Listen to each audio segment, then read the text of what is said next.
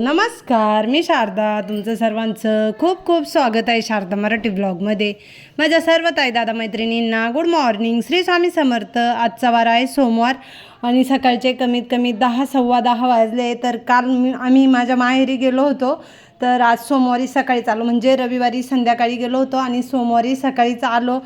सकाळी 8:30 वाजता आम्ही घरी पोहोचलो होतो. आल्यानंतर झाडझटक केली, घरातले कामं आवरले, स्वयंपाक झाला, यांचा नाश्ता झाला भाजीपोळीचा आणि आता हे ऑफिसला जायला निघाले. मलासुद्धा जायचं आहे. तर हे ना आईने कांदे दिले, गाडीतून उतरवले आणि इथेच ठेवले बाहेर. तर पाऊस पडायला लागला आहे. मग यांना म्हटलं रेनकोट घाला, तर यांना रेनकोट दिला आहे. ठेवून दिलेला रेनकोट होता. तर वस्तू जागच्या जागी ठेवली ना का किती घाई गडबड असो का वस्तू लगेच भेटते. तर आत्ताच मी 2 मिनटात जिथं कुठे ठेवेल होता ना तिथून यांना काढून दिला. तर हे म्हणे बघ फक्त तुला मी म्हटलं का रेनकोट दे आणि तू लगेच मला रेनकोट काढून दिला. तर व्यवस्थित वस्तू ठेवली ना का वस्तू लगेच सापडते. तर यांना म्हटलं गाडीचा जो कवर आहे ना तो आता सोडून टाका, ओला पण होईल आणि आता तो खराब पण झाला आहे. तर आता म्हटलं तो टाकून देते. आता ही दुपारची वेळ आहे, 3-3:30 वाजले आणि बाहेर पाऊस बघा किती पडतोय.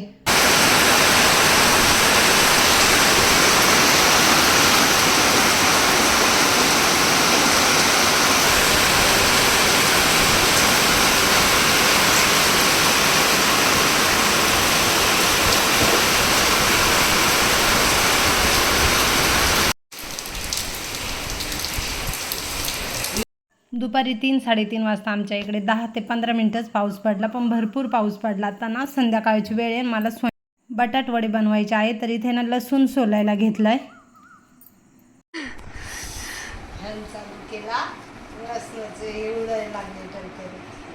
दाखव, माझा आवाज नको काय.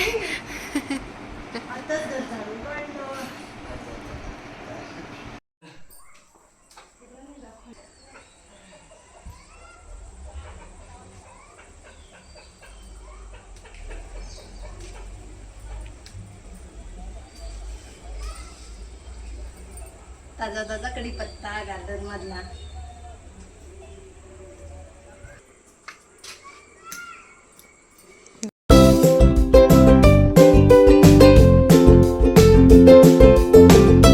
मिक्सरच्या भांड्यामध्ये लसूण घेतला आहे, भरपूर कढीपत्ता घेतलेला आहे, गार्डनमधला कढीपत्ता आहे आणि खूप छान असा कढीपत्ता फुटला आहे. हिरवी मिरची घेतली, हिरवी मिरचीचे देठ मोडले, कारण रविवारच्या दिवशी भाजीपाला आणला पण हिरवी मिरची निवडून ठेवायला मला वेळच नाही मिळाला. तर आत्ता देठ मोडून घेतले हिरव्या मिरचीचे. उद्या कर भजी.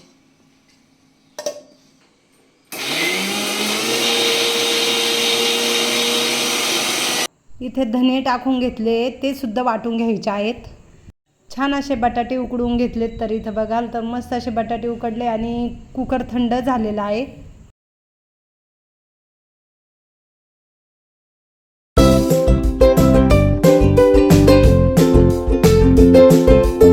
बटाटे व्यवस्थित सोडून घेतले आणि मॅश करून घेतले. चवीनुसार मीठ टाकलं, हिरवी मिरची, लसूण, कढीपत्ता, अख्खे धने हे सर्व मिक्सरला व्यवस्थित बारीक वाटून घेतलं आणि इथे आता फोडणी देऊन घेतली, म्हणजेच तडका देऊन घेतला. तर तडकामध्ये जिरा टाकला आहे, मोहरी टाकलेली आहे, धना डाळ टाकलं आणि सर्व ते बटाट्यांमध्ये व्यवस्थित मिक्स करून घेतलं. तर छान इथे ना बटाट्याचे असे बॉल करून घेतले आणि बेसन पीठ मिक्स करून.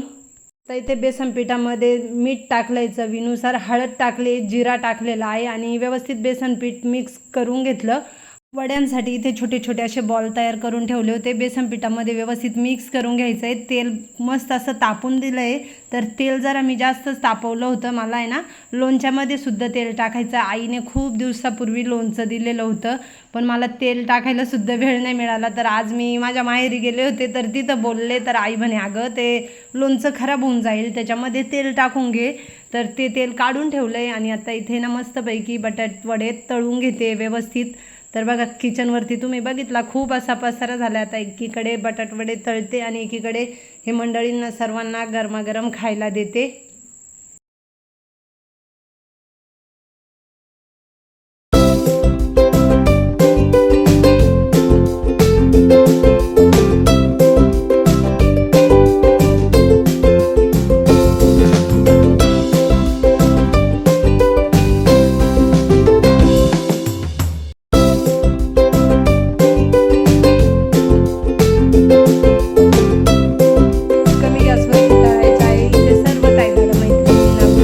श्री स्वामी समर्थ. आजचा वार आहे मंगळवार आणि सकाळची वेळ आहे. तर इथे बघा सोप्यावरचे कवर बदलले.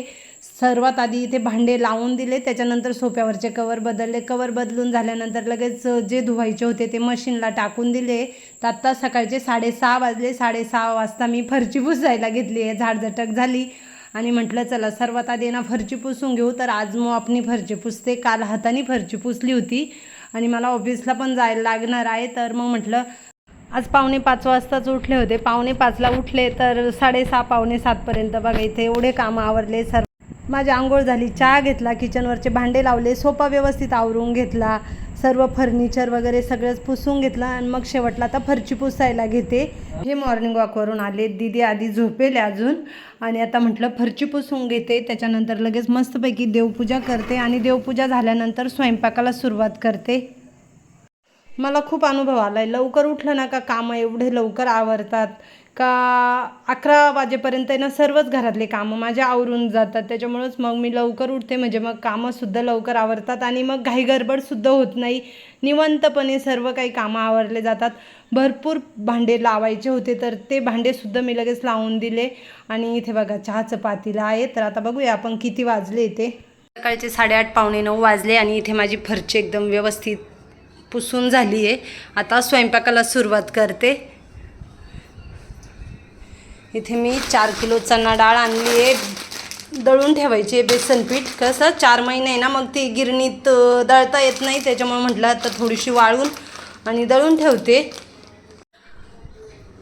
काल मी माझ्या माहेरी गेले होते तर आईने बघा कांदे दिलेत. दरवर्षी मला एवढे कांदे देते आई आणि कांदे बघा किती मस्त आहेत. आता ते सुद्धा मला व्यवस्थित असे पसरून द्यायला लागतील. निवडून द्यायले फक्त आता ठेवायला लागतील गोणीमधून काढून. बघा हा 2 किलो लसूण हा आईने दिला काल. हा गावठी लसूण आहे बघा. त्याच्या कांद्या कशा गावठी आहे 2 किलो. आणि हा 1 किलो मी परवाच्या दिवशी इथं विकत घेतला. आता एवढं मिळून 3 किलो लसूण झाला. आता लसूण घेणार नाही. जोपर्यंत पुरेल हा तोपर्यंत पुरेल, नंतरून घेता येईल. चला आता यांना दूध देते आणि स्वयंपाकाला सुरुवात करते. मस्त थंडगार हवा सुटली. वातावरण तर बाहेरचं वातावरण तर पावसाचंच आहे, पण मग काय माहिती नाही आता पाऊस येणार आहे किंवा नाही.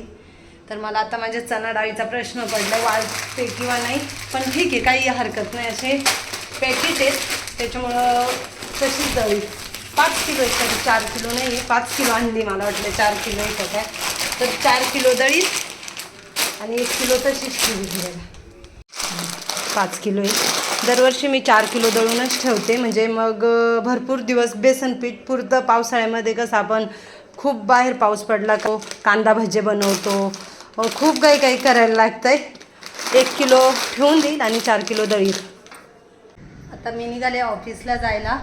कपडे निरमामध्ये भिजत ठेवले आणि काही टॉवेल वगैरे आहेत ना ते कपडे मशीनला लावून दिले आणि बाकीचे म्हटलं निरमामध्ये भिजत ठेवूया. संध्याकाळी आले ना ऑफिसमधून का कपडे धुवून टाकेल. तर आता माझी इथे तयारी वगैरे झाली आहे आणि चालले ऑफिसला. तर चला भेटते संध्याकाळी आल्यानंतर. दीदी कम्फर्ट टाक बरं का बाळा मशीनला. मग